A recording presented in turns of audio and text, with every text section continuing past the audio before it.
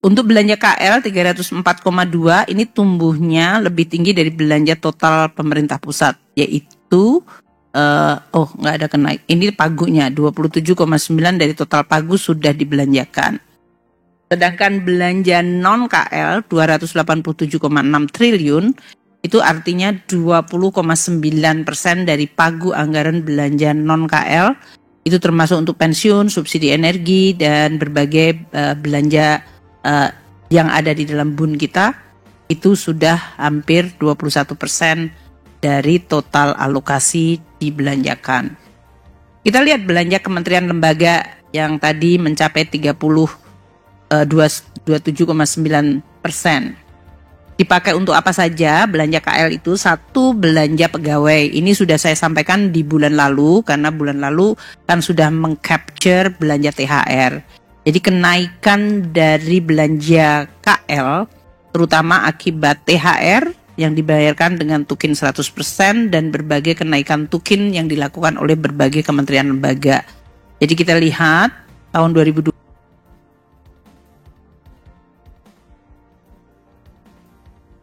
2 triliun rupiah untuk berbagai belanja pegawai, tukin, gaji, dan tunjangan hari raya. Ini naik tajam 19,5% dibandingkan tahun sebelumnya. Dari sisi belanja barang yang mencapai 109,7, ini biasanya untuk berbagai kegiatan kementerian lembaga termasuk berbagai operasi dari sekolah maupun puskesmas. Kita lihat KPU dalam hal ini belanjanya 19,8 triliun karena memang dilakukan pemilu pada bulan Februari. Ini untuk berbagai belanja honorarium, pengawas ad hoc, pemungutan suara, dan belanja logistik yang lain. Kemenhan 11,3 triliun ini terutama untuk pengelolaan barang-barang milik Kemenhan. Itu pemeliharaan, perawatan dari berbagai alutsista dan untuk belanja operasional non-alutsista serta karena Kemenhan juga punya banyak rumah sakit untuk pelayanan kesehatan. Untuk Polri 9,5 triliun ini juga di dalam rangka kemarin operasi menjelang pemilu, dukungan logistis, pembekalan umum, pelayanan keamanan di bidang lantas lalu lintas.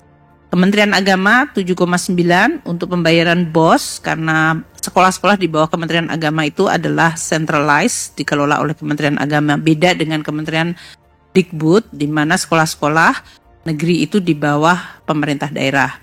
Maka kita lihat Kemenengak 7,9 triliun untuk biaya operasi dari sekolah-sekolah yang ada di bawah Kementerian Agama. Kemudian PUPR 7,3 untuk berbagai pemeliharaan preservasi jalan dan berbagai infrastruktur yang ada di bawah kementerian termasuk bangunan dan gedung. Untuk belanja modal sampai dengan akhir April terjadi kenaikan mencapai 42,8 triliun. Ini juga naik 19,2% dibandingkan tahun lalu yang 35,9. Terutama untuk jalan irigasi dan jaringan ini dari Kementerian PUPR dan kemudian Perhubungan, perkereta apian itu sudah dibelanjakan 13,9. Untuk peralatan mesin dan berbagai alutsista ada di Kemenhan, Polri, dan bahkan Kejaksaan itu 21,8 triliun. Sedangkan belanja modal dalam bentuk proyek bangunan dilakukan untuk rumah sakit yang dibangun oleh Kementerian Kesehatan, rumah susun ASN TNI Polri yang dibangun oleh PUPR, terutama ini yang untuk di IKN, dan juga Kementerian Perhubungan untuk berbagai belanja membangun terminal. Untuk belanja bansos, sampai dengan April 55,5 triliun. Kalau dilihat dibandingkan tahun 2023 sebetulnya malah justru mengalami penurunan 2,9%. Untuk Kementerian Sosial, program-program yang reguler seperti PKH untuk 10 juta kelompok penerima dan kartu sembako tetap dilakukan sesuai dengan program Kemensos. Kemenkes 15,4 triliun ini besar karena untuk mengcover PBI dari Jaminan Kesehatan Nasional bagi 96,7 peserta yang tidak mampu.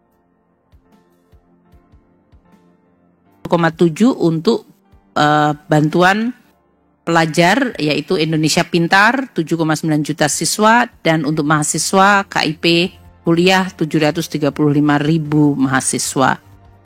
Kementerian Agama 1,6 triliun untuk bantuan pelajar yang tidak mampu 1,5 juta, dan KIP 42,9 ribu mahasiswa mendapatkan program beasiswa KIP kuliah.